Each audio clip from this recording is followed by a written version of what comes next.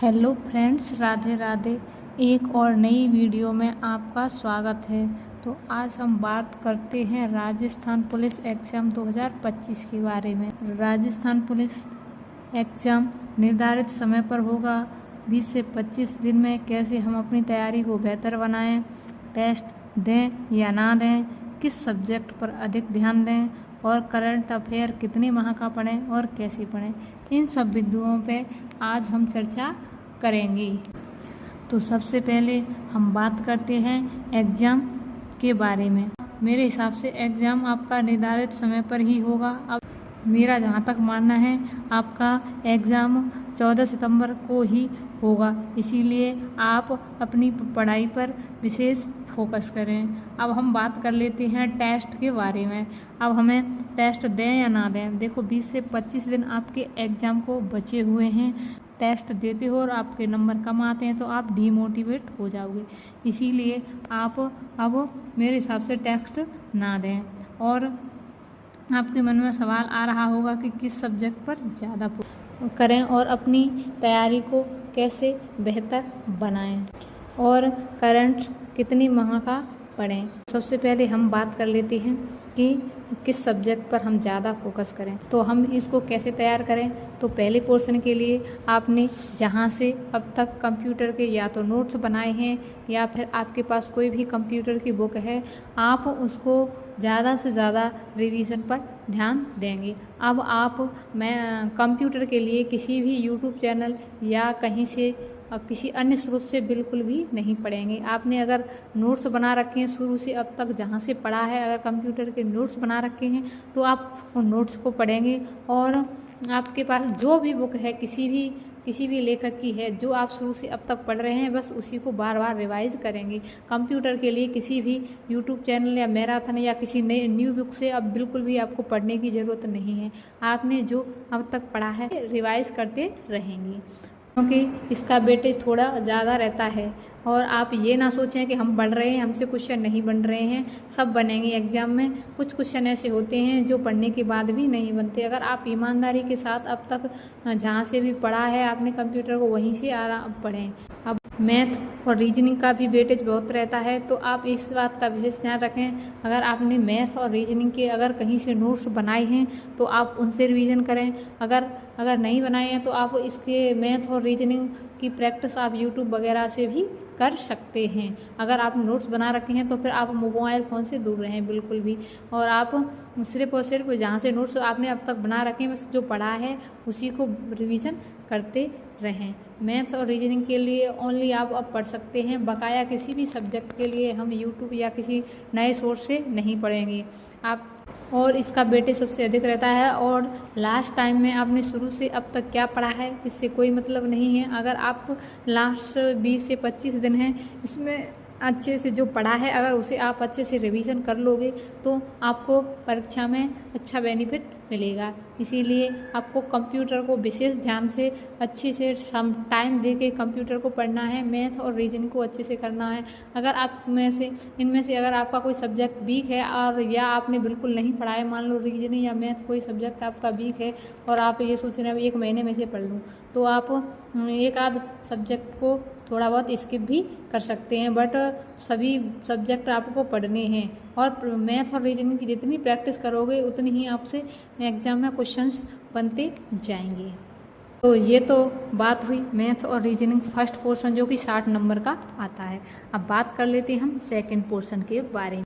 तो second portion में सामान्य ज्ञान, विज्ञान और समसामयिकी और महिला एवं बाल अपराध, ये सारा पोर्शन मिला के 45 नंबर का आता है। तो इस पोर्शन को हम कैसे तैयार करें और किस किस सब्जेक्ट को कैसे पढ़ें, इसके बारे में हम आज चर्चा करेंगे। तो सामान्य ज्ञान यानी कि इंडिया जीके, विज्ञान और समसामयिकी और महिला एवं बाल अपराध। तो इंडिया जीके का वेटेज इतना अधिक नहीं रहता है, इसमें तो आपके आपको इसके बारे में अधिक परेशान होने की ज़रूरत नहीं है।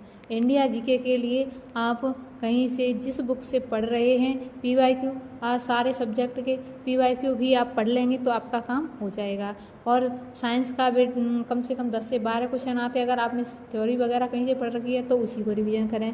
अगर आपने नहीं पढ़ी है तो आप कम से कम PYQ जो दे रखे होते हैं किसी भी बुक में उनको थोड़ा अच्छे से पढ़ लें।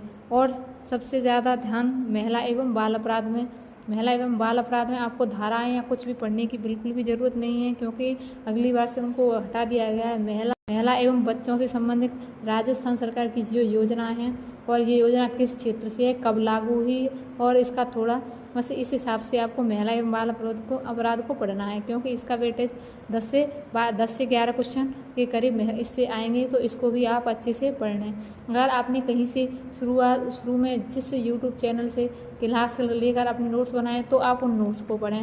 अगर आपने किसी बुक से अगर कोई महिला एवं बाल अपराध की बुक मंगा रखी है तो उससे आपने जो शुरू से अब तक पढ़ा है उसको आप अब यूट्यूब वगैरह से कहीं से इसको नहीं पढ़ना है। आपने जहाँ से नोट्स बना के अब तक बना रखे होंगे या बुक ले रखी होगी उसी को आप रिवाइज करोगे। अब बात आती है करंट अफेयर की। तो करंट अफेयर का वेटेज मतलब 16 से 17 क्वेश्चंस रहता है। तो हम क्या आपने शुरू से जिस यूट्यूब चैनल से ले रखा है और उसके नोट्स बना रखे हैं तो अब आप उन नोट्स को ही बार बार रिवाइज करें। अब यहाँ से आगे न्यू वीडियो लेने की बिल्कुल ज़रूरत नहीं है। जो पीछे लास्ट 6 मंथ का आएगा और इंडिया का अभी और राजस्थान का दोनों ही आते हैं। राजस्थान से रिलेटेड जितने भी करंट के क्वेश्चन हैं, खेल खिलाड़ी हैं, कौन सी रैंकिंग वगैरह हैं, वर्तमान में कौन कहाँ है, उससे ज़्यादा क्वेश्चंस पूछे जाते हैं। अगर आपने नोट्स बना रखे हैं तो उससे पढ़ें। अगर आपने कोई बुक मंगा रखी है तो आप उस बुक को अच्छे से रिवीजन करें,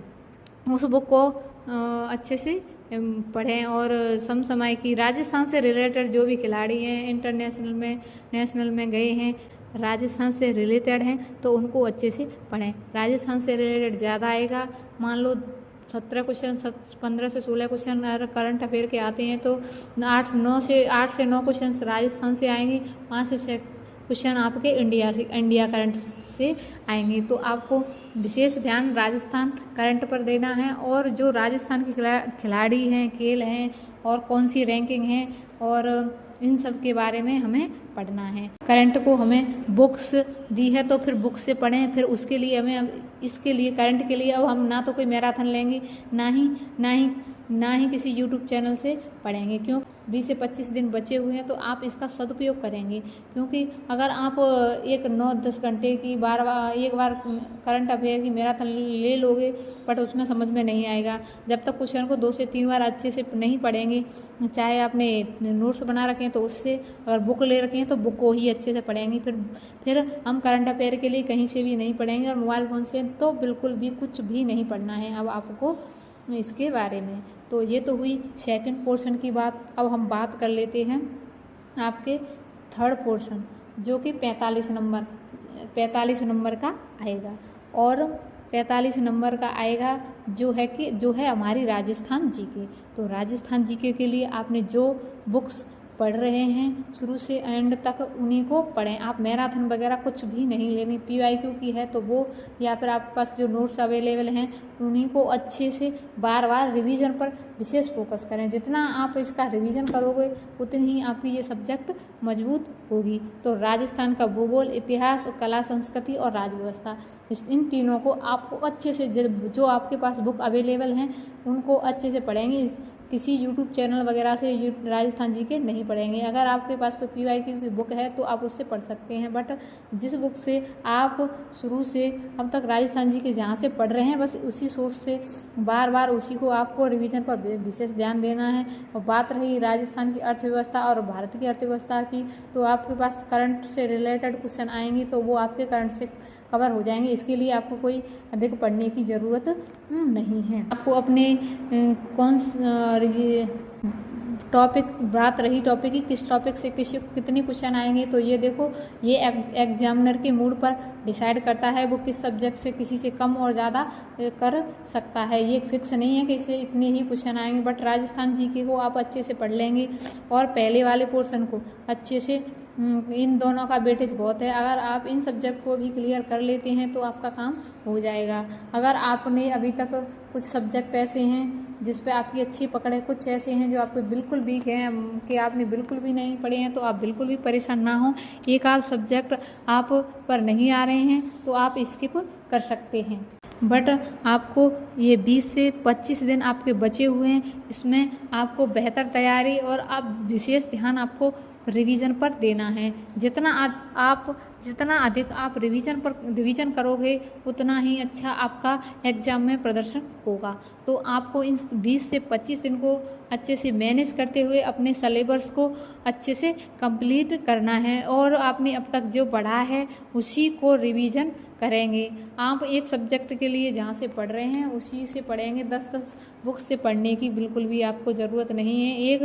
एक चीज़ को 10 बार पढ़ोगे तो याद हो जाएगा और एक चीज़ को 10 बुकों से पढ़ोगे तो आपको बिल्कुल भी याद नहीं रहेगा। इसीलिए मैं कह रही हूँ शुरू से आपने जिस सब्जेक्ट जहाँ से पढ़ा है बस आप उसी को अपने अरेंज करके एक जगह रखेंगे और उसी को बार बार रिवीजन करते रहेंगे एग्ज़ाम तक। जितना ज़्यादा रिवीजन होगा उतनी ही अच्छी आपको कॉन्फिडेंस आएगा और आपसे क्वेश्चंस बनेंगे। तो आपको रिवीजन पर विशेष ध्यान देना है। इधर उधर भटकोगे तो ना तो आपका सिलेबस कंप्लीट होगा और ना ही आपसे कोई क्वेश्चंस बनेंगे, ना आप में खुद में कॉन्फिडेंस आएगा।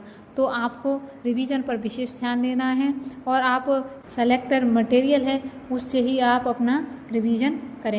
और 20 से 25 दिन ओनली अपने कमरे में बंद होकर और 20 से 25 दिन आप ओनली पढ़ाई को ही पढ़ेंगे पर नींद लेनी है। ऐसा नहीं है कि हम अपनी पढ़ाई के चक्कर में अपना हेल्थ ख़राब कर लें, तो ऐसा नहीं करना है। हमें बकाया सब चीज़ों से हमें दूर रहना है। ओनली हम अब पढ़ाई को 20 से 25 दिन देंगे, क्योंकि आपको तो पता ही है तो एक वैकेंसी को पूरा होने में कम से कम 2 से ढाई साल लग जाएंगे।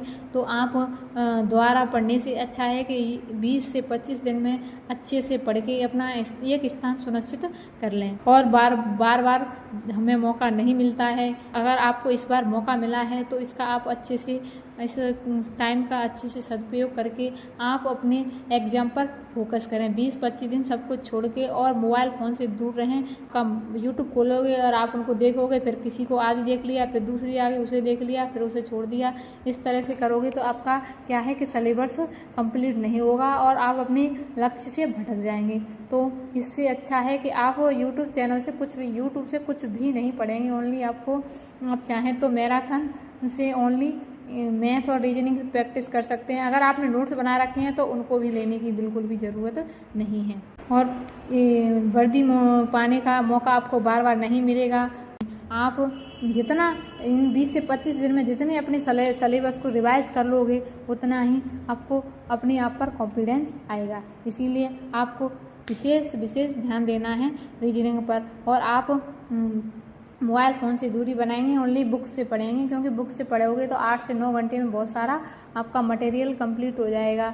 और अगर आप 8 से 9 घंटे क्लास लोगे और फिर उसको दोबारा रिवाइज नहीं करोगे तो उसको लेने का कोई मतलब नहीं है। इसीलिए मेरे हिसाब से आप ना जो नोट्स जहाँ से आपने अब तक पढ़े हैं, आप किसी की क्लास वगैरह बिल्कुल भी लेने की ज़रूरत नहीं है। जो चीज़ आपने पढ़ ली है बस उसको रिवीजन पर विशेष ध्यान दें। अधिक पढ़ने से नंबर नहीं, बल्कि स्मार्ट स्टडी टाइम पर अपना सिलेबस कंप्लीट करके और पढ़ने से हमारा नंबर आता है। ये नहीं है कि हम पढ़ रहे हैं 15 से 16 घंटे, बट हम जो पढ़ रहे हैं उसका कुछ आउटपुट नहीं निकल रहा है। अगर आप इधर उधर से मटेरियल इकट्ठा करके कहीं से योजना पढ़ ली, कहीं से जीके पढ़ ली, फिर वो उठा के रख दी, फिर दूसरी से पढ़ लिया, ऐसे करते रहोगे तो कुछ होने वाला नहीं है।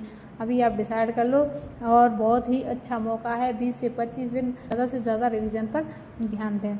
और मेरी वीडियो थोड़ी भी हेल्पफुल लगी हो तो मेरे वीडियो को लाइक करें, चैनल को सब्सक्राइब करें। मेरी वीडियो को अंत तक देखने के लिए थैंक यू सो मच।